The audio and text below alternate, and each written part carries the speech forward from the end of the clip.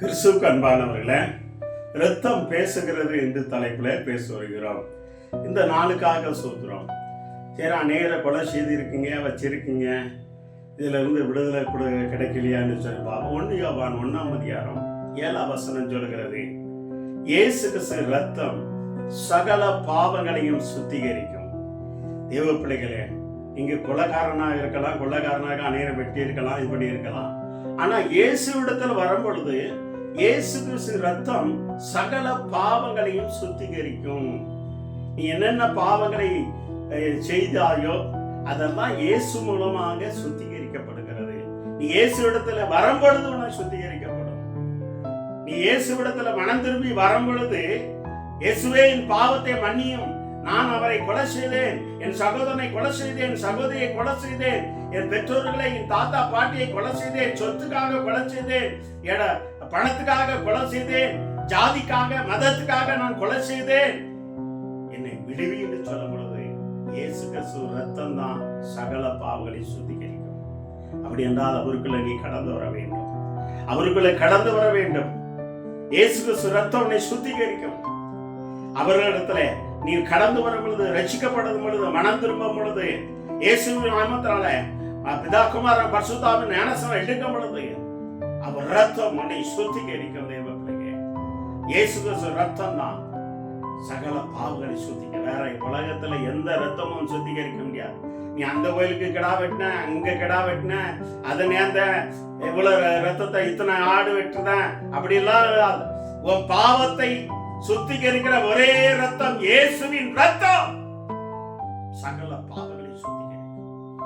ஒண்ணு என்னென்ன பாவம், யாரார கொலை செய்தா, யாரார களவு செய்தா, பொய் சொன்னா, என்னென்ன துன்மார்க்கம், பல என்னென்ன பாவம் இருக்கு, எல்லா பாவத்தையும் சுத்திகரிக்கிறது இயேசுவின் ரத்தம் தான்.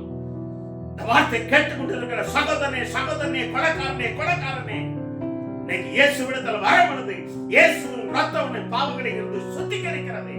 I get to know. நீ மனம் திரும்பாவிட்டால் உனக்கு ஐயோ. சண்டிதையிலே ஆண்டவர் உனக்கு எத்தனை நேரங்களில் உனக்கு நேரம் கொடுத்து விட்டா, சமயம் கொடுத்து விட்டா.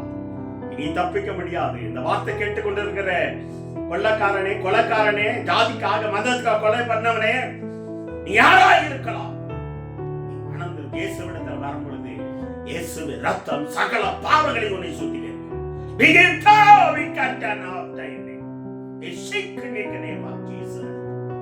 மனம் திரும்ப இயேசுவிடத்தில் வா. வேற எங்க நீ போனாலும், காசிக்கு போனாலும் பாவத்தை தொலைக்க முடியாது. ஆனா இயேசுவிடத்தில் வந்த பொழுது அவர் ரத்தம் சகல பாவங்களை சுத்திகரிக்கும்.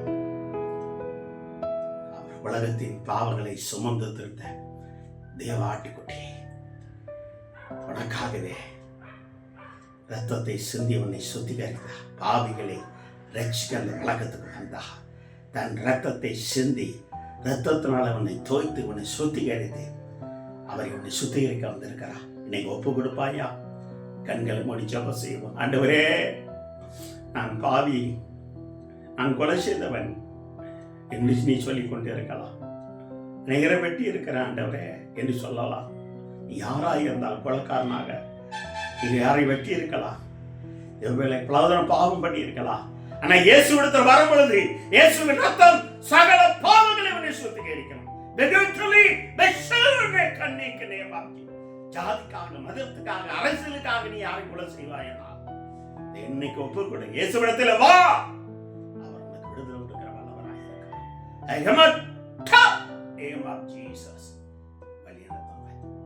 ஆசீர்வதிங்கப்பா.